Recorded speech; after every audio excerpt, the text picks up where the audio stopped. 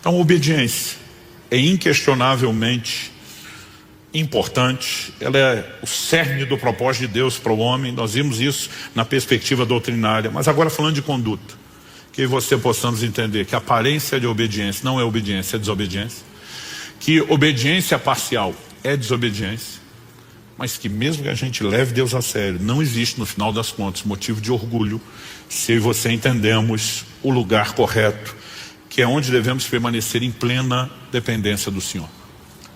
Aliás, eu e você precisamos entender que a obediência expressa, além de respeito, amor ao Senhor.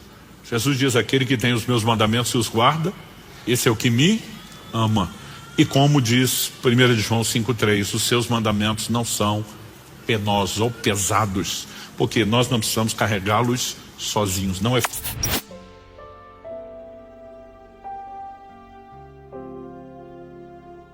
Na semana passada, iniciamos falando a respeito de obediência e preguei a mensagem intitulada O Evangelho da Obediência. Gastamos tempo fazendo a fundamentação bíblica doutrinária, né? E eu destaquei 3 coisas aqui. Em primeiro lugar, a relação entre salvação e obediência. Depois nós vimos a obediência na vida cristã, depois de passarmos pela porta ao longo de todo o caminho. Em terceiro e último lugar, terminamos falando a respeito de como a graça se revela uma força capacitadora para que nós possamos andar em obediência. A ideia foi cobrir muito mais, né, uma visão panorâmica, abrangente do quão importante, significativo, central é o papel da obediência na vida cristã. Nós trabalhamos a obediência não como algo periférico, nem tampouco opcional, mas como cerne do propósito da obra redentora, restituir ao homem esse lugar, né, de poder viver a obediência que Deus espera de nós. Hoje eu quero continuar o assunto, mas eu quero tentar mexer um pouquinho mais naquilo que a gente classificaria de um terreno prático. Então eu quero que você abra a sua Bíblia, por gentileza, comigo, no Evangelho de Lucas, no capítulo 6, e nós vamos ler do verso 46 ao 49. Esse vai ser o nosso ponto de partida. Lucas capítulo 6, de 46 até o 49. Por que vocês me chamam Senhor, Senhor, e não fazem o que eu mando? Eu vou mostrar a vocês a quem é semelhante todo aquele que vem a mim, ouve as minhas palavras e as pratica. Esse é semelhante a um homem que, ao construir uma casa, cavou, abriu profunda vala e lançou o alicerce sobre a rocha. Quando veio enchente, as águas bateram contra aquela casa e não a puderam abalar, por ter sido bem construída. Mas o que ouve e não pratica é semelhante a um homem que construiu uma casa sob a terra, sem alicerces. E quando as águas bateram contra ela, logo desabou. E aconteceu que foi grande a ruína daquela casa. Meu Deus, suplicamos graça, favor, a liderança do Teu Espírito Santo na condução, na exposição, na aplicação das verdades da Tua Palavra, e nós oramos que o Senhor possa trazer de fato entendimento espiritual, iluminar os olhos do nosso coração, do nosso íntimo, e nós clamamos que a Tua Palavra, ó Deus, não apenas traga a informação, mas ela venha fazendo aquilo que faz muito bem. Ela é como espada afiada de 2 gumes, ela penetra ao ponto de dividir alma e espírito, juntas e medulas, e é apta para discernir os intentos do coração. Nós oramos que possamos enxergar não apenas aquilo que o Senhor propõe, mas nós oramos que ela traga à tona também aquilo que está dentro de nós, aquelas áreas que necessitam de ajuste, de sujeição ao Senhor, que precisam ser calibradas hoje na presença do Senhor. Nós nos sujeitamos à ação do Teu Espírito Santo, o Espírito da verdade, e oramos que a Tua Palavra cumpra o propósito pelo qual o Senhor a tem liberado, em nome de Jesus e para a glória de Deus. Amém. Bom, tanto no Evangelho de Lucas como no Evangelho de Mateus, essa alegoria, essa parábola que Jesus apresenta dos 2 tipos de casa, ela vem quando ele arremata o chamado Sermão do Monte. Então ele vai dizer que não adianta ouvir tudo aquilo que ele falou e não colocar em prática. Ou seja, o propósito pelo qual Deus tem nos dado a sua palavra é porque ele espera basicamente, para simplificar, ele espera de nós uma única coisa: obediência. Mas Lucas registra um detalhe interessante, é o questionamento de Jesus no verso 46. Por que é que vocês me chamam Senhor se não fazem aquilo que eu mando? Nós afirmamos aqui na semana passada que a salvação depende do reconhecimento do senhorio de Cristo. Paulo diz em Romanos, no capítulo 10, nos versículos 9 e 10, se no teu coração creres que Deus ressuscitou a Jesus dentre os mortos e com a tua boca confessares a Jesus como Senhor, será salvo. Porque com o coração se crê para a justiça, com a boca se faz confissão a respeito da salvação. Ou seja, a salvação está atrelada não apenas à fé na morte e ressurreição de Jesus, no sacrifício que ele fez em nosso lugar, mas está também na disposição de, como falamos na semana passada, das obras de fé. A fé tem uma confissão, a fé tem uma visão e a fé tem obras. E nós vimos que parte dessas obras da fé é a rendição, é a disposição de obediência, à semelhança de Abraão, que Hebreus 11:8 diz que Abraão, pela fé, obedeceu. Então, colocar o coração em plena sujeição a Jesus como Senhor é o cerne da obra da salvação. Nós temos a mania de dizer, olha, tem que confessar Jesus Salvador. Isso não está na Bíblia. É lógico que ele é Salvador. A Bíblia diz que se nós cremos e confessarmos ele Senhor, seremos salvos. Se somos salvos é porque ele salva. Mas Salvador nunca foi objeto da confissão. O objeto da confissão é Senhor, é o seu senhorio. E se a salvação depende da sujeição ao senhorio, e a essência do senhorio é obediência, e é isso que Jesus está dizendo, por que me chamam Senhor se não vão fazer o que eu mando?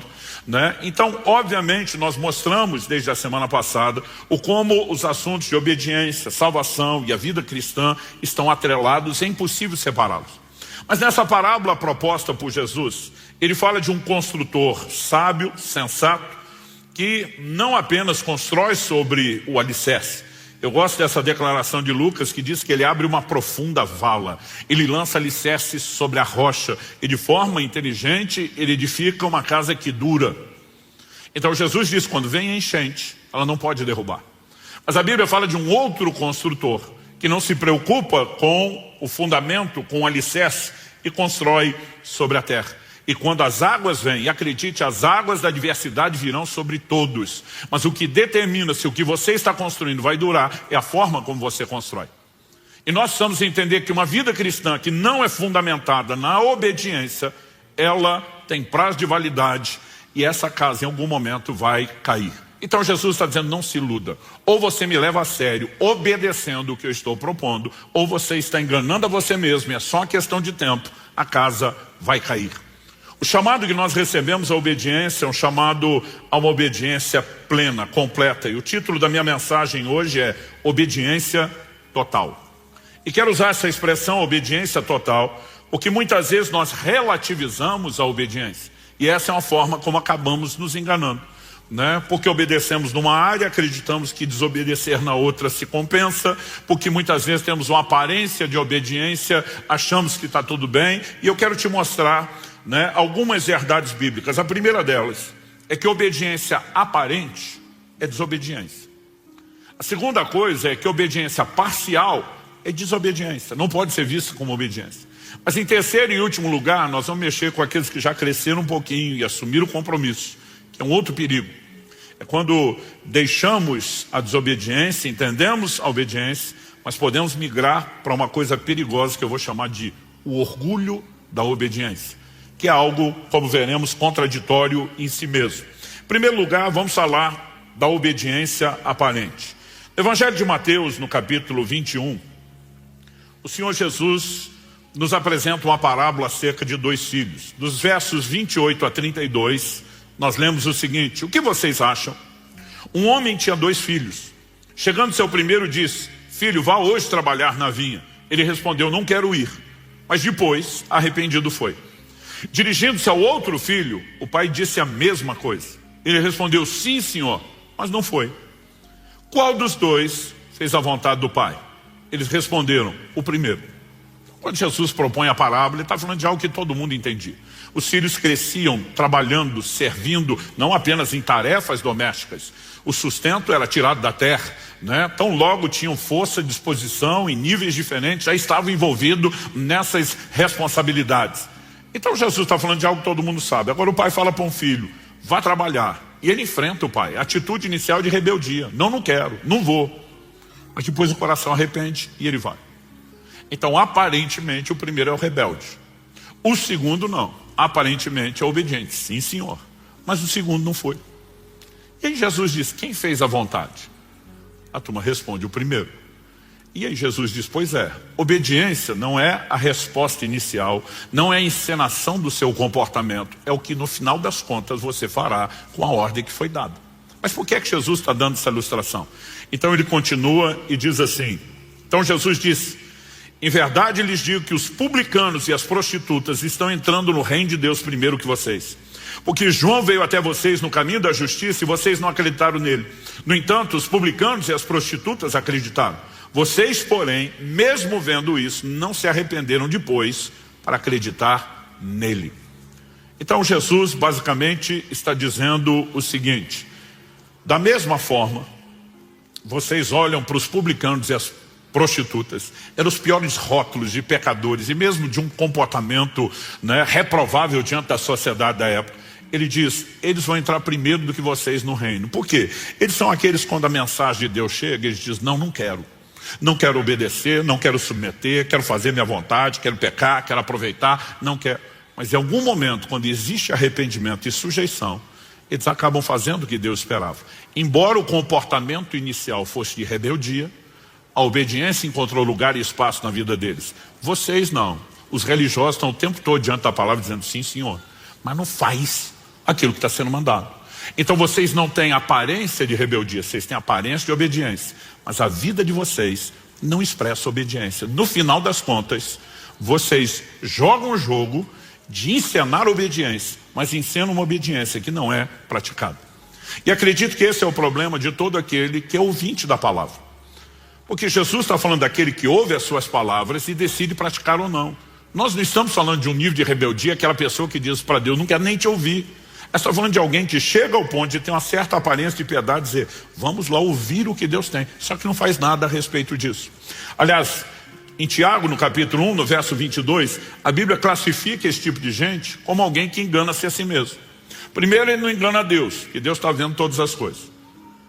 Ele pode até enganar algumas pessoas, mas a Bíblia mostra que no final das contas ele está se enganando. Tiago capítulo 1, vou ler de 22 a 25, diz assim, sejam praticantes da palavra e não somente ouvintes, enganando a vocês mesmos. Porque se alguém ouvinte da palavra e não é praticante, assemelha-se àquele que contempla o seu rosto natural no espelho, pois contempla a si mesmo, se retira e logo esquece como era a sua aparência. Mas aquele que atenta bem para a lei perfeita, a lei da liberdade, eu amo essa expressão, né? Eu de vez em quando tenho que lidar com os crentes que quando você está cobrando obediência, posicionamento, compromisso, e diz, seu evangelho é pesado. Eu normalmente digo, pesado para você que não quer compromisso. Porque não é o que 1 João 5,3 diz. A Bíblia diz que os seus mandamentos não são pesados. Aliás, nós falamos semana passada de uma capacitação para a obediência. Essa lei é chamada de lei da liberdade. Porque liberdade não é aquilo que você quer para fazer o que gostaria e quebrar sua cara. Liberdade é entrar num lugar em Deus, onde você preserva o relacionamento com Ele, onde você vive as bênçãos que são resultantes da obediência empoderada por Ele, e ainda assim, não apenas vive a alegria circunstancial do resultado, mas a essência do cumprimento do propósito. A lei não foi dada da parte de Deus para nos prender, foi dada para preservar aquilo que o diabo deseja roubar de nós através da desobediência. Que isso fique claro, mas vamos voltar aqui. Mas aquele que atenta para a lei perfeita, a lei da liberdade, e nela persevera, não sendo ouvinte que logo se esquece, mas operoso praticante, esse será bem-aventurado no que realizar. Sempre a palavra de Deus relaciona. Você vai pegar Josué capítulo 1, verso 8, você vai pegar o Salmo 1, né? Sempre a palavra de Deus relaciona bem-aventurança com aqueles que obedecem, com aqueles que praticam a palavra de Deus. E nós precisamos entender que quem não faz isso, a Bíblia diz, está enganando-se a si mesmo. Porque muitas vezes ele acredita que diante de Deus, né, o estar ali ouvindo a palavra, cultuando, é tudo que Deus precisa. E Deus não quer uma aparência de piedade, Ele quer uma conduta que de fato se expresse por meio da obediência à sua palavra. Interessante que num outro momento Jesus confronta os fariseus, porque eles eram a seita mais severa dentro do judaísmo. Eles eram o grupo religioso mais dedicado, né? É o que, usando a linguagem atual, alguém na época poderia dizer, são os beatos, são os carolas, é o time da dedicação, realmente, de fato são eles, e eles se tornaram muito conhecidos pelo seu zelo em obedecer a palavra. Mas ao longo do tempo eles usaram aquele próprio zelo e dedicação para criar desculpas para não obedecer a palavra. Olha o que Jesus diz no Evangelho de Marcos, no capítulo 7, do verso 5 até o 13. Os fariseus e os escribas perguntaram a Jesus: por que os seus discípulos não vivem conforme a tradição dos anciãos, mas comem com as mãos impuras? Os anciãos estabeleceram alguns ritos de purificação, entre eles um processo de como deveriam lavar, as mãos, lavar-se a si mesmo antes de comer, e eles estavam pegando espigas, comendo de qualquer forma, e o povo vai lá dar uma bronca em Jesus. Por que é que eles não vivem conforme a tradição? Jesus respondeu: bem profetizou Isaías a respeito de vocês, hipócritas, como está escrito: esse povo me honra com os lábios, mas seu coração está longe de mim. Em vão me adoram, ensinando doutrinas que são preceitos humanos. Rejeitando o mandamento de Deus, vocês guardam a tradição humana. Disse-lhes ainda: vocês sempre encontram uma maneira de rejeitar o mandamento de Deus para guardarem a própria tradição. As traduções mais clássicas de Almeida diz jeitosamente. A palavra traduzida jeitosamente, kalos, fala de algo belo, Ou seja, diz: vocês embelezam a desculpa da desobediência de vocês. Então, o Senhor diz o seguinte: vocês sempre encontram uma maneira de rejeitar o mandamento de Deus para guardarem a própria tradição. Pois Moisés disse: honre seu pai e sua mãe, e quem maldisser a seu pai ou sua mãe seja punido de morte. Vocês, porém, dizem que se alguém disser ao seu pai ou à sua mãe: aquilo que você poderia receber de mim é corbã, isso é oferta ao Senhor, então vocês o dispensam de fazer qualquer coisa em favor do seu pai ou da sua mãe, invalidando a palavra de Deus por meio da tradição que vocês mesmos passam de pai para filho, e fazem muitas outras coisas semelhantes. Ou seja, Jesus está dizendo: vocês conseguiram criar rituais, aparências de piedade que negam a palavra. Conversa é essa? A Bíblia manda honrar pai e mãe, e fala das consequências de você agir da forma inversa. Agora vocês dizem que quando a pessoa consagrou a Deus aquilo, ela não deve mais obediência. Jesus está dizendo: que conversa é essa? Eu imagino que fosse numa linguagem de hoje mais aberta, escancarada, o Senhor Jesus perguntando: que palhaçada é essa? Como é que vocês chegaram a esse ponto? Mas o interessante é que por trás de tudo isso, existem normas sendo estabelecidas que aparentam que eles estão defendendo um código, que eles continuam vivendo a obediência, mas o que na verdade eles estão praticando é só uma aparência de obediência. Existem muitas formas pelas quais nós podemos fazer isso. Eu me lembro de um fato curioso. Na adolescência, quando fui cheio do Espírito Santo, estava com o coração disposto a buscar Deus, é lógico que você quer conectar na turma que está levando Deus a sério.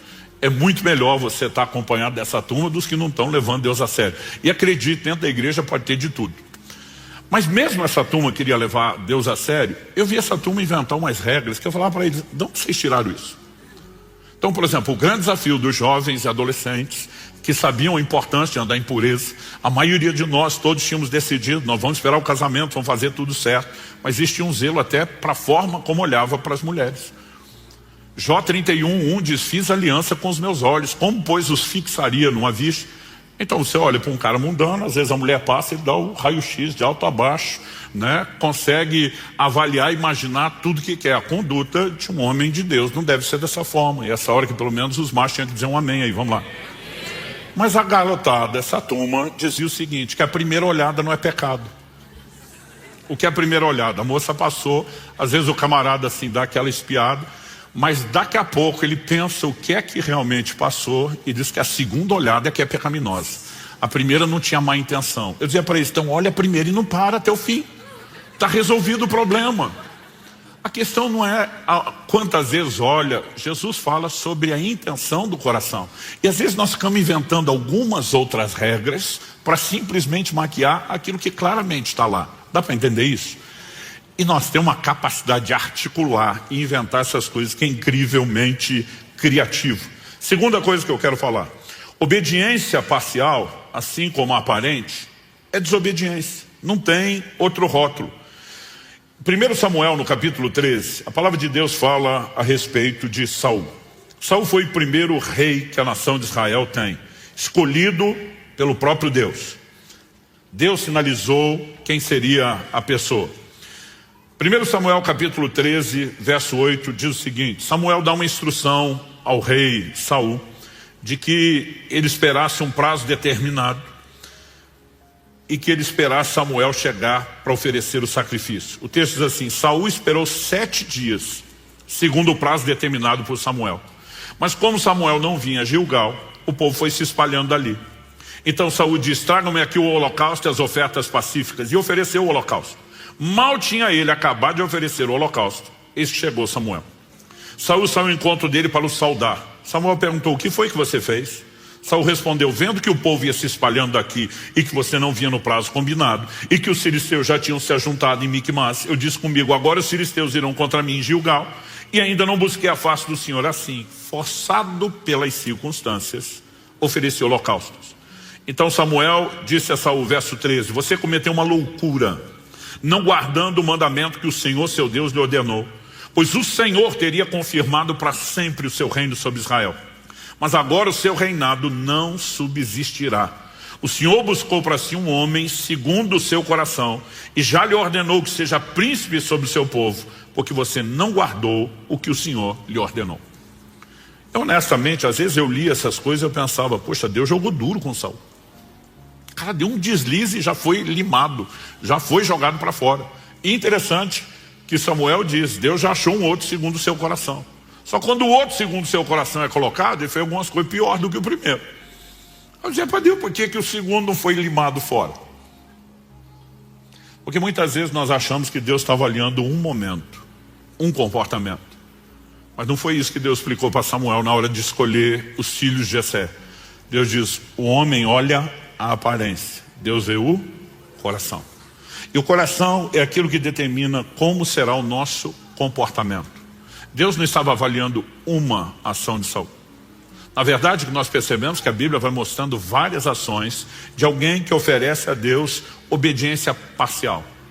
Me espera 7 dias, não faça nada até que eu chegue para o sacrifício. Bom, deu 7 dias, esperei. Mas Samuel não chegou ainda, problema dele.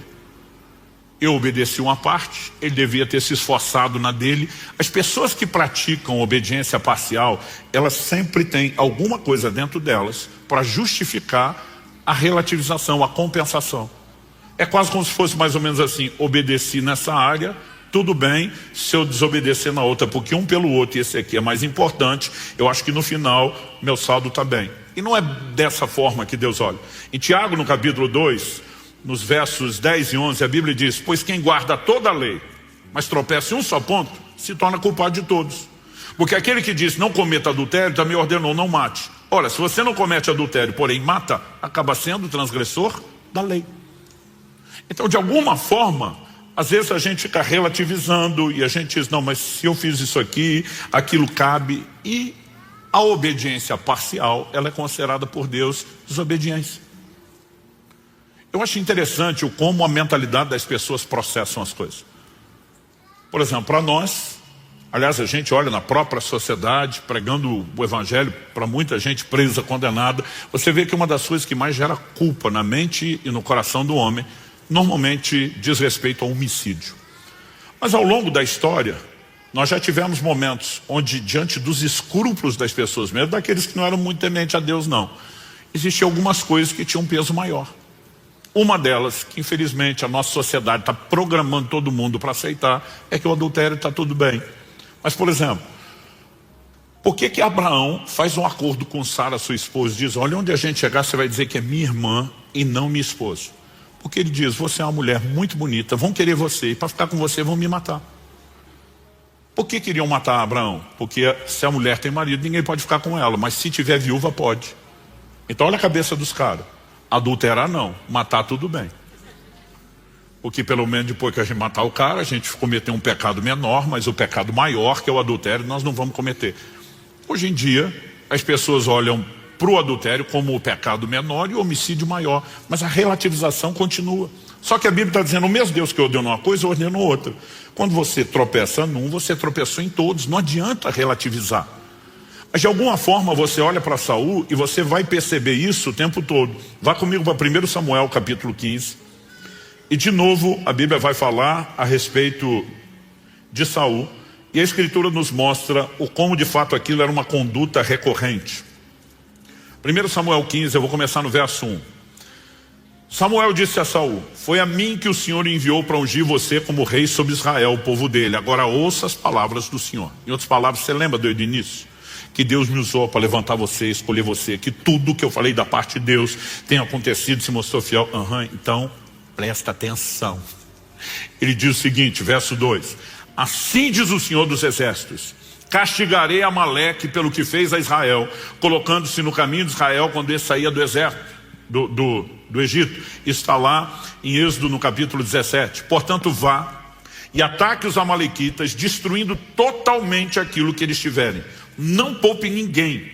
Mate homens, mulheres, meninos e crianças de peito, bois, ovelhas, camelos e jumentos. Aqui nós chegamos a uma medida extrema de juízo, o que normalmente não acontece de imediato. Se você lembrar de Gênesis 15, Deus diz para Abraão: olha, a sua descendência vai ser peregrina em terra alheia durante 400 anos. Eles serão reduzidos à escravidão. Antes que eu os tire, Deus não usa o nome Egito, mas está falando de lá. Antes que eu os tire e os traga de volta a Canaã, que eu te prometi. Por que Deus está dizendo que precisaria tanto tempo deles fora antes de trazê-los? O Senhor diz assim: porque a medida da ira dos cananeus não encheu. Eles são rebeldes, são desobedientes, eu vou julgá-los. Mas Deus está dizendo: a minha longanimidade não esgotou. Então ainda vou dar mais 400 anos de misericórdia para que se arrependam. Como eu, Deus presciente, sei que não vão arrepender. No final disso, o juízo vem e vem com tudo. A mesma coisa com os amalequitas. Eles não foram julgados imediatamente pelo que fizeram. Aliás, Tiago escreve e diz que a misericórdia triunfa do juízo. Antes de oferecer juízo, Deus sempre oferece misericórdia. O problema é que as pessoas confundem a longanimidade, a paciência de Deus, com impunidade. Então o cara olha, não viu muita consequência e pensa: deu nada não. E não se arrepende, endurece o coração. E há um momento onde Deus simplesmente diz: basta. Você vai ver isso no Apocalipse, ele falando com a mulher que ele denomina de Jezabel: dei-lhe tempo para que se arrependesse, mas ela não quer se arrepender. Ou seja, toda oportunidade, arrependimento, conserto e volta à obediência, não houve juízo. E quando chega esse momento extremo, Deus diz: agora vocês vão exterminá-los. Em outras palavras, era literalmente acabar com a sua raça. Uma palavra dura, porém determinada por Deus. O verso 4 de Saul convocou o povo.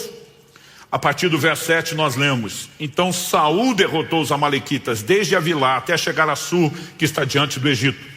Tomou vivo Agag, rei dos amalequitas, porém destruiu todo o povo ao fio da espada.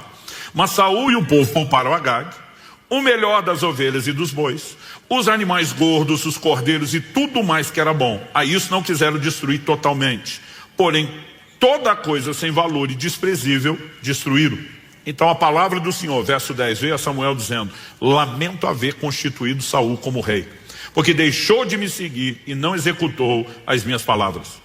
Então Samuel ficou triste e clamou ao Senhor durante toda a noite. Samuel madrugou para encontrar Saul pela manhã, mas anunciaram a Samuel: Saul já chegou ao Carmelo. Eis que levantou para si um monumento, depois dando a volta passou, desceu a Gilgal. Samuel encontrou Saul e lhe disse: que você seja bendito do Senhor. Executei as palavras do Senhor. Cara de pau. Mas Samuel perguntou: então que balido de ovelhas é esse nos meus ouvidos e o mugir de bois que estou escutando? Saul respondeu: trouxeram isso dos amalequitas, porque o povo guardou o melhor das ovelhas e dos bois para o sacrificar ao Senhor seu Deus. O resto nós destruímos totalmente. Então Samuel disse a Saul: espere, vou declarar a você o que o Senhor me disse essa noite. Saul respondeu: fale. Samuel continuou: não é verdade que mesmo sendo pequeno aos seus próprios olhos, você foi colocado por cabeça das tribos de Israel? O Senhor o ungiu como rei de Israel. O Senhor o enviou esse caminho e disse: vá e destrua totalmente esses pecadores amalequitas e lute contra eles até exterminá-los. Por que então você não deu ouvidos à voz do Senhor, mas se lançou sobre o despojo e fez o que era mal aos olhos do Senhor? Então Saul disse a Samuel: pelo contrário, dei ouvidos à voz do Senhor e segui o caminho pelo qual o Senhor me enviou.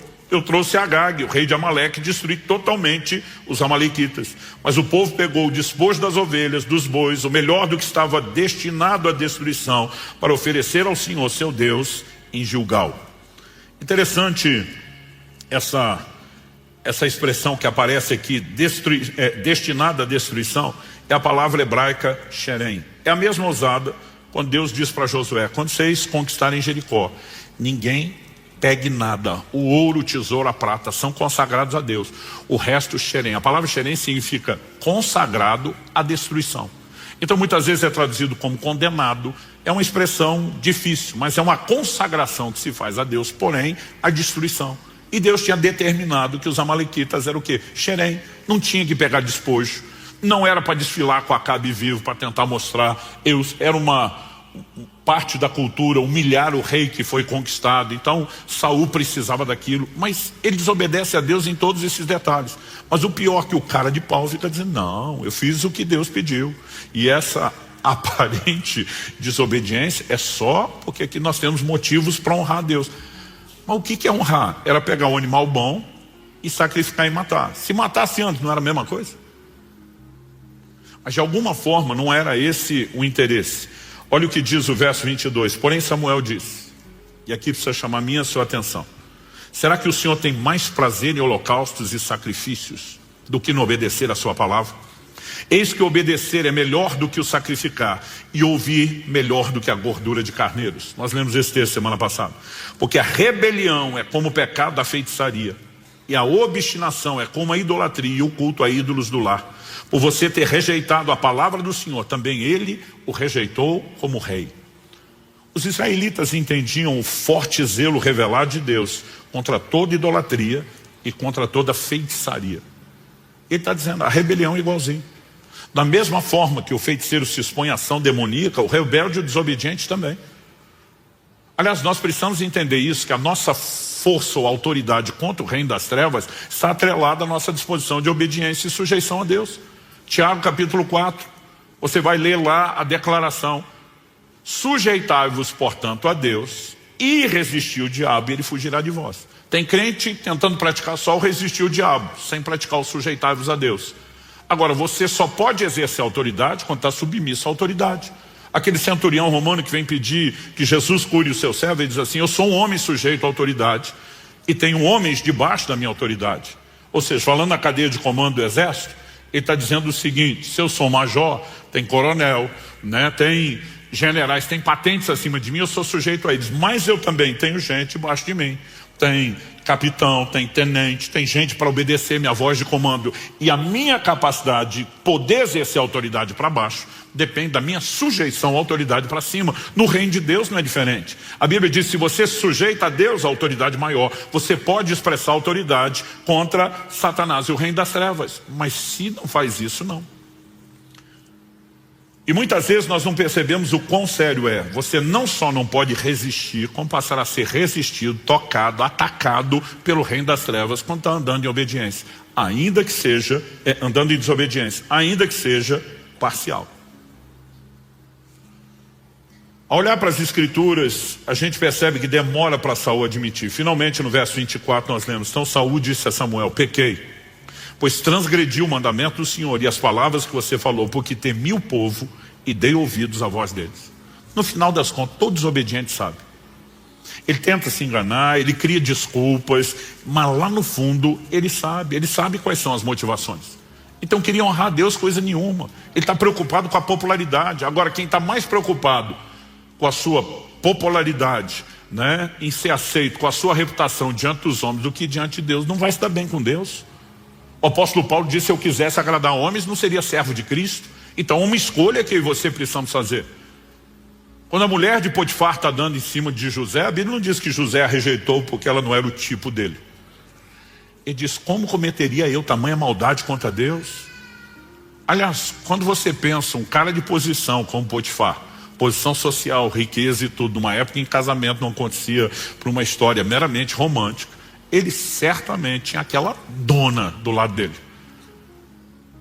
Mas José está dizendo, eu não vou fazer algo contra Deus, eu estou mais preocupado em me dar bem com Deus do que com a senhora ou com qualquer pessoa aqui na terra. Sabe, algo precisa ser resolvido no nosso coração. Obediência é fruto de um entendimento.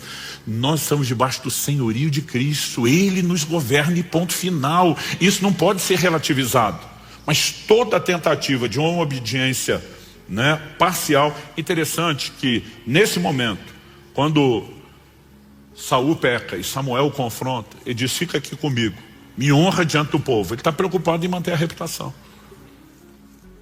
Ele não está nem aí que ele vai perder o reino, que Deus anunciou. Você não vê ele chorar, se humilhar. É a grande diferença de Davi. Ah, pastor, mas Davi também pecou e desobedeceu. É verdade, mas quando pecou, você vê no Salmo 51 ele dizer, contra ti, e contra ti somente eu pequei. Por que Davi abandona Jerusalém na revolta de Absalão? Ele dá um perdido no reino. Ele está agindo como quem diz: eu até mereço perder isso tudo, fui eu que quebrei o princípio, né? Mas de alguma forma o que você vê é que a preocupação de Davi era mais com a reputação diante de Deus do que diante dos homens. Mical, filha de Saul, que é de outra escola, critica ele quando ele está dançando diante do Senhor e diz: você não se portou como rei diante das pessoas. Davi está dizendo: eu estou lá preocupado com o que as pessoas acham, eu estou preocupado com o que ele pensa de mim. Então essa forma de pensar e lidar vai nos levar a decidir como é que nós vamos andar diante de Deus. E obediência parcial é desobediência, não tem outro nome. Ela é algo interesseiro, ela é algo egoísta. Então eu seleciono o que eu acho que me convém, eu adapto, né, aquilo que está de acordo com a minha vontade. Gente, Deus dá um comando para Elias quando Elias desiste no ministério. Deus diz: ok, eu quero que você unja 3 pessoas. Isso está lá em 1 Reis 19:15. Você vai ungir Eliseu, filho de Safate, profeta em seu lugar. Você vai ungir Azael, rei da Síria. E você vai ungir Jeú, rei de Israel. O que o Elias fez? Foi lá e ungiu só Eliseu. Nunca ungiu os outros que Deus mandou. Porque basicamente ele está dizendo: o que eu quero é cair fora. O Senhor já falou quem é o substituto, eu unjo ele. Ele que resolve o problema. E quem teve que ungir os 2 reis foi Eliseu. Azael, a menção de Azael sendo ungido rei por Eliseu está em 2 Reis 8, de 7 a 13. E a menção de Jeú sendo ungido rei sobre Israel por Eliseu está em 2 Reis 9, de 1 a 3. De alguma forma Elias diz: eu quero garantir ao meu lado. Toda obediência parcial, ela não reflete submissão, e Deus trata de uma forma diferente. Então não adianta eu e você relativizarmos isso. Quem está entendendo? Mas para aqueles de nós que começamos a crescer e amadurecer, e a obediência é um processo, é algo que se aprende. O livro de Hebreus nos diz lá no capítulo 5, e eu acho muito importante que a gente entenda isso. Hebreus capítulo 5 nos fala a respeito de Jesus, nos versos 7 a 9, assim: ele, Jesus, nos dias da sua carne, tendo oferecido com forte clamor e lágrimas, orações e súplicas a quem o podia livrar da morte, foi ouvido por causa da sua reverência. Embora fosse filho, aprendeu a obediência pelas coisas que sofreu. Repita comigo: aprendeu a obediência. Não, com mais ânimo e vontade. Vamos lá: aprendeu a obediência. O texto diz: aprendeu a obediência pelas coisas que sofreu, e tendo sido aperfeiçoado, tornou-se o autor da salvação eterna para todos os que lhe obedecem. Aquele que aprendeu a obediência salva os que lhe obedecem. Essa frase, aprendeu a obediência, ela deu nó na minha cabeça muitas vezes. Peraí, a Bíblia diz que Jesus nunca pecou. Pecado é desobediência. 1 João capítulo 3, verso 4, diz que o pecado é a transgressão da lei, ou seja, a desobediência. Ele nunca pecou, ele sempre foi obediente. Como é que está dizendo que aprendeu a obediência? Nós precisamos entender que a obediência, ela poderia ser classificada em níveis distintos de maturidade. Aqui o texto não está dizendo que ele não sabia nada, ele está dizendo que ele está enfrentando uma situação que vai gerar conflito de vontades. Coração de Jesus no Getsemane: se possível, passe de mim esse cálice. No entanto, eu não estou aqui para defender a minha vontade, seja feita a sua, não a minha. Há um conflito de vontade acontecendo para esse nível que ele não chegou antes. Paulo, em Filipenses 2, vai falar de Jesus assim: foi obediente até a morte, e morte de cruz. Ele vai falar do mais alto nível da obediência, a plena rendição. Eu me anulo por completo, eu morro, eu me entrego, eu não vou defender a minha vontade. Então, à medida que nós seguimos na vida cristã, nós vamos sendo trabalhados por Deus, amadurecendo, e vamos aprendendo estágios de obediência. Aprendemos verdades, como a que ensinamos semana passada. A obediência não depende de esforço humano, ela depende de uma decisão humana, mas de uma cooperação com a capacitação divina. E à medida que vamos compreendendo não só o que tem que ser obedecido, mas a seriedade disso, os recursos de Deus, é lógico que a obediência, ela se torna cada vez mais presente na nossa vida. As quedas vão tendo intervalos maiores, os tropeços vão sendo menos frequentes, porque o processo de transformação e santificação é progressivo. Mas mesmo para aqueles de nós que crescemos, a ponto de dizer: olha, dá para dizer que aqui tem obediência, nós corremos um perigo, que é agora sair de um extremo, de um lado da vala, para o outro. E é o que eu vou chamar de o orgulho da obediência. Em Atos, no capítulo 10, eu quero ler dos versos 9 a 16, a Bíblia diz assim: no dia seguinte, enquanto eles viajavam e já estavam perto da cidade de Jope, Pedro subiu ao terraço por volta do meio-dia a fim de orar. Estando com fome, quis comer. Mas enquanto lhe preparavam a comida, sobreveio-lhe um êxtase. Viu o céu aberto e um objeto como se fosse um grande lençol que descia do céu e era baixado à terra pelas 4 pontas, contendo todo tipo de quadrúpedes, répteis da terra e aves do céu. E ouviu-se uma voz que se dirigia a ele: levante-se, Pedro, mate e coma. Mas Pedro respondeu: de modo nenhum, Senhor, porque nunca comi nada que fosse impuro ou imundo. Pela segunda vez a voz lhe falou: não considere impuro aquilo que Deus purificou. Isso aconteceu 3 vezes. E em seguida, aquele objeto foi levado de volta para o céu. O apóstolo Pedro está chegando em Jope, está com fome, a turma resolve preparar, a comida, o almoço, mas a Bíblia diz que ele sobe ao terraço. Por volta do meio-dia, o sol comendo solto, mas ele diz: vamos orar, vamos buscar Deus. Quando ele está no momento de oração, ele tem um êxtase. Alguns acreditam que isso é um arrebatamento de sentidos, Ele simplesmente desliga do natural e ele entra numa percepção do mundo espiritual. Um lençol vem sendo baixado do céu, segurado pelas 4 pontas, e quando o lençol é baixado, o que ele percebe é que ali tem todo tipo de animais, todos. Aliás, a Bíblia é bem detalhada nisso, quando diz: contendo todo tipo de quadrúpedes, répteis da terra, aves do céu. E ele ouve uma voz, bem sugestiva para quem foi orar enquanto está com fome e estão preparando o almoço: levanta, mata e come. Pedro está em oração, ele sabe que é experiência espiritual, ele sabe que aquilo desce do céu e ele sabe que é Deus falando, porque ele responde: de modo nenhum, Senhor. Deus está dando um comando: levanta, mata e come. De jeito nenhum, Senhor. Nem o Senhor vai me fazer desobedecer. Por quê? Pedro, como judeu, cresceu entendendo determinações, como lá do livro de Levítico, tem um capítulo inteiro falando, enorme por sinal, falando a respeito dos animais que eram puros e os impuros. Nós falamos semana passada sobre mudança de lei. Nós temos texto no Novo Testamento dizendo que Jesus declarou puros todos os alimentos. Essa distinção não haveria mais. Mas o propósito aqui da visão não era detalhar o que é que está acontecendo. E Pedro, antes não podia, agora pode. É o próprio Deus dizendo: come. De jeito nenhum, Senhor. Eu tenho um histórico de obediência e não é o Senhor que vai manchar o meu currículo. Ele está tão orgulhoso da obediência que a vida inteira ele prestou, que agora ele está cego para continuar obedecendo. Dá para perceber? E sabe, eu costumo dizer que esse tipo de comportamento, ele acaba se tornando profundamente perigoso. Jesus falou a respeito disso em Lucas, no capítulo 18, de 9 a 14. Normalmente, a gente olha para os fariseus como se fosse só um bando de hipócritas. Eles não começaram como hipócritas. Eles começaram como um movimento zeloso de respeitar, obedecer a palavra, levar Deus a sério, e se perderam no processo.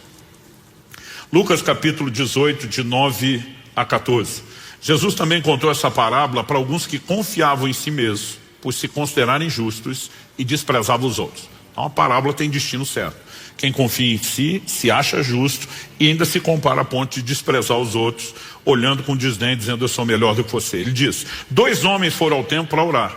Um era fariseu, era o mais alto nível de um cara religioso. O outro era publicano, era o pior rótulo de pecador. O fariseu ficou em pé e orava de si para si mesmo. Eu amo essa definição de Jesus. Orava de si para si, porque com esse coração não está falando com Deus e Deus não está ouvindo essa oração. Orava de si para si mesmo dessa forma: ó Deus, graças te dou, porque não sou como os demais homens, roubadores, injustos, adúlteros, nem ainda como esse publicano. Jejuo 2 vezes por semana, dou o dízimo de tudo que ganho. Em outras palavras, eu sou o cara. Eu fico tentando imaginar o que é o publicano do lado dele, tendo que ouvir uma oração dessa. Senhor, eu te louvo que eu sou muito melhor que esse miserável do meu lado.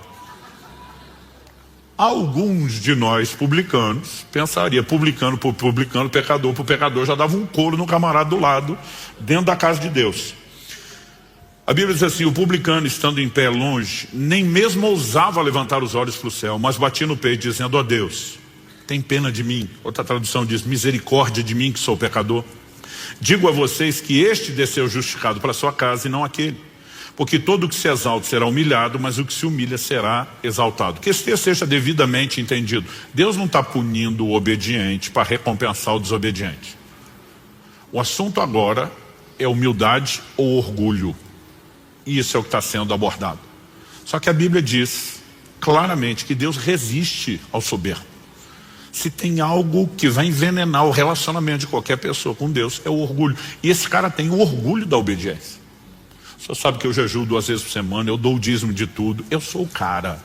E quando você entra nesse modo de fazer o que deve, mas se gloriar por isso, você está desfazendo aquilo que fez. Porque a mesma Bíblia que mandou você fazer aquelas coisas, manda que você não se orgulhe. E quando você tropeça num ponto, você tropeçou em todos os outros. É como se não tivesse feito nada daquilo do qual você se orgulha. Aliás, o orgulho da obediência é contraditório, porque não se trata de mérito.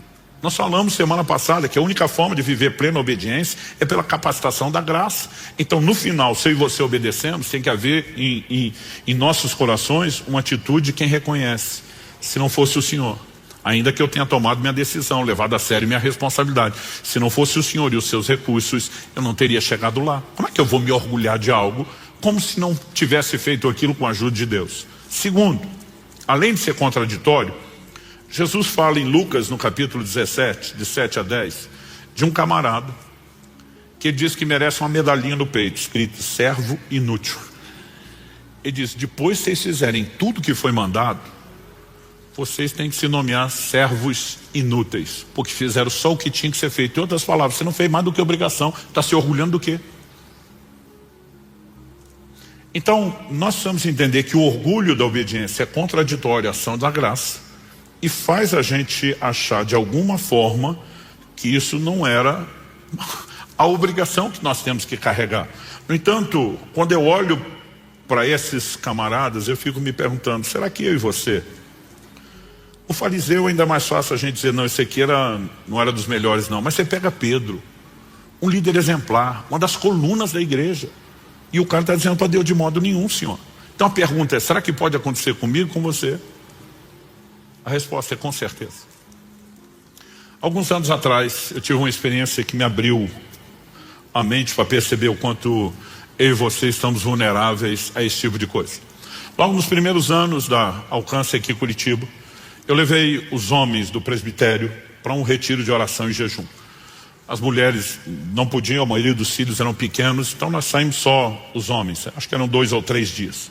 Durante esse nosso tempo de jejum e oração, alguém fez um comunicado numa época em que a internet era uma coisa complicada, né? Não me lembro se ainda estávamos no modo de escada, mas era complicado. Mas alguém falou assim, vocês estão sabendo que fulano de tal, falou o nome do ministro. Falou assim, o cara veio a público com um vídeo de uma confissão, admitindo que tropeçou, que caiu, que errou, está se afastando do ministério, está sendo exposto, né, a um tempo de disciplina. E alguém falou, ó, estou com o vídeo aqui. Falei, vamos assistir isso. E nós assistimos o vídeo. E quando terminamos de assistir o vídeo, eu falei para eles, escreva o que eu vou falar. A maioria de quem está perto de mim o suficiente sabe que se eu falar escreva, o negócio é muito sério e dificilmente não acontece, né? Porque eu só falo isso quando estou debaixo de muita convicção. Falei, escreva o que vai acontecer. E não estava falando por revelação de Deus, não, era dedução. Eu falei, ele fez essa confissão com o líder do lado. O líder não está dando só apoio ao processo. Eu conheço o líder dele. O líder dele é jogo duro. E ele engoliu esse negócio a seco, porque não tinha muita opção. Mas ele não vai aguentar o processo. Só quando ele não aguentar, ele é o queridinho, ele é o popular, não o líder dele, conhecido por ser austero e duro. Então a hora que ele espanar, mesmo não cumprindo o processo, ele vai ser acolhido por outros líderes fora do ministério dele, que vão dar um tratamento bem mais suave a tudo que aconteceu. E infelizmente vão tratar coisa como prazo de validade. Então eu acho que pelo que aconteceu, eles vão achar que 1 ano é pouco. Com 1 ano e meio, esse cara volta para o ministério como se o tempo resolvesse as coisas. Eu falei, infelizmente ele vai ter um grande apoio para voltar, mesmo não cumprindo tudo isso ao qual ele está se comprometendo. E como eu queria ter errado, mas não errei.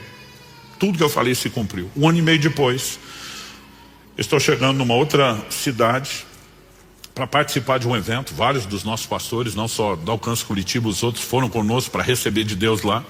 E quando cheguei na cidade eu vi, não falei com ninguém, não comentei com ninguém, mas vi um outdoor anunciando um evento de restauração e celebração da volta daquele irmão ao ministério. Quando vi aquilo dentro de mim, fiz as contas, falei exatamente 1 ano depois, 1 ano e meio depois, tudo aconteceu como queria e a gente segue banalizando coisas que deveriam ter um pouquinho mais de consideração e ser tratado de forma mais importante. Mas não falei para ninguém, só pensei. E fui dormir, chateado com o que eu vi, mas fui dormir. Dia seguinte, quando acordei, o evento estava acontecendo num hotel. Então, eu lembro que eu estou passando pela área do café da manhã para me dirigir ao auditório. E o Ney, pastor da Alcance nosso em Irati, que eu brinco que ele é uma máquina de sonho profético. O Ney me veio e falou assim: Migão, antes de entrar lá, preciso te contar um sonho que eu tive com você essa noite. Quando ele falou isso, eu falei: daqueles bem coloridos. Ele falou: daqueles bem coloridos. Já puxei uma cadeira, sentei e falei: vem cá, fala já. Ele olha para mim sem saber de nada. Ele nunca teve na reunião de 1 ano e meio antes, que era só os pastores de Curitiba. Eu nunca mais falei isso com ninguém. Não falei o que eu pensei no dia anterior. Mas ele olha para mim e diz: tive um sonho com você e fulano. E fala o nome do ministro. Quando ele falou o nome do cara, eu pensei: Deus ouviu. Eu falei para ninguém, mas Deus ouviu. Aí diz: vocês estavam numa sala, não era uma sala de uma casa, de uma igreja, não sei definir, um ambiente um pouco mais amplo. E você estava tentando expulsar um demônio dele. Eu interrompi e falei: mas ele não estava endemoniado. Ele falou: todo mundo sabia que não, mas você tratava ele como se tivesse. Só isso já teria acabado comigo. Mas o curioso é que parece que eu sabia tudo que ele ia falar. E eu entendi até por que a simbologia do sonho. Aí ele falou: você está lá tentando expulsar o demônio e entra uma outra pessoa na sala. Quando essa pessoa entra, ele falou, ele não se identificou como tal. Mas pela minha experiência, pelo porte, pela glória, o semblante, eu te afirmaria que era um anjo de Deus. E quando ele entra, ele estende a mão na direção de vocês dois. A hora que ele estendeu a mão, como a gente vai quando vai orar para alguém, parece que vocês dois levaram um coice de um cavalo, foram jogados 2, 3 metros. Aí interrompi ele e falei: essa é a hora que o fulano some do sonho e fica só eu. Ele: como é que você sabe? Eu falei: não só fica só eu levanto do chão do jeito que eu caí, e a roupa está desarrumada, está suja, talvez até rasgada. Ele: como é que você sabe? Roupas da Bíblia falam da condição de alguém diante de Deus. Roupa suja, rasgada, meu amigo, é pecado, não tem outra coisa. E nessa hora eu pensei: o canhão virou para o meu lado. E disse que aquela pessoa que entrou na sala vira e comenta com ele, apontando para mim, e diz assim: ele é um homem de grande integridade, mas quando faz da integridade dele um escudo de justiça própria, ele é tão pecador quanto qualquer outro. E eu não sabia onde enfiar a cara de vergonha. A única coisa que eu pensava, dizia: tomara que isso fique só entre eu e Deus. O Espírito Santo falou: de jeito nenhum. Isso aí você vai contar quando pregar sobre o assunto. Eu falei: minha vergonha tem que ser pública? Tem que ser pública. Eu pensei: tomara que eu não tenha que contar para o ministro. E Deus me disse: vai. Já tive algumas conversas com ele depois disso. Porque muitas vezes não adianta eu e você termos o compromisso com Deus, a obediência, e entrarmos no modo do orgulho da obediência. Isso é contraditório. Se não for, eu e você permanecemos quebrantados aos pés da cruz, dependendo dele continuamente, nós não vamos poder manter a obediência da qual a gente está se orgulhando como se fosse nossa. Ela é uma decisão da nossa parte, é nossa responsabilidade, mas que não pode ser executada sem a ajuda de Deus. E, de alguma forma, aquela lição para mim foi muito clara. Começou a abrir meus olhos para perceber na Bíblia, ou como muitas vezes nós podemos entrar nesse lugar que acaba por si, nos cegando e anulando tudo aquilo que nós estamos construindo. Então, a obediência é inquestionavelmente importante. Ela é o cerne do propósito de Deus para o homem. Nós vimos isso na perspectiva doutrinária. Mas agora falando de conduta, que você possamos entender que a aparência de obediência não é obediência, é desobediência. Que obediência parcial é desobediência. Mas que mesmo que a gente leve Deus a sério, não existe no final das contas motivo de orgulho se eu e você entendemos o lugar correto, que é onde devemos permanecer em plena dependência do Senhor. Aliás, eu e você precisamos entender que a obediência expressa, além de respeito, amor ao Senhor. Jesus diz: aquele que tem os meus mandamentos e os guarda, esse é o que me ama. E como diz 1 João 5,3, os seus mandamentos não são penosos ou pesados, porque nós não precisamos carregá-los sozinhos, não é fruto de esforço. Precisamos nos sujeitar à graça capacitadora, mas o chamado não pode ser relativizado. Fomos chamados à obediência, e obediência total.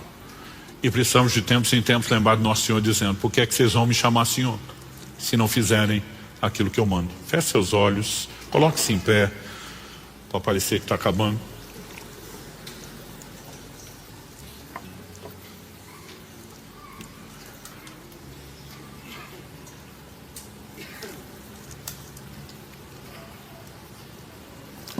Meu Deus, nós reconhecemos que se o Senhor não vivificar a Tua palavra dentro de nós, sairemos apenas com um pouco mais de informação,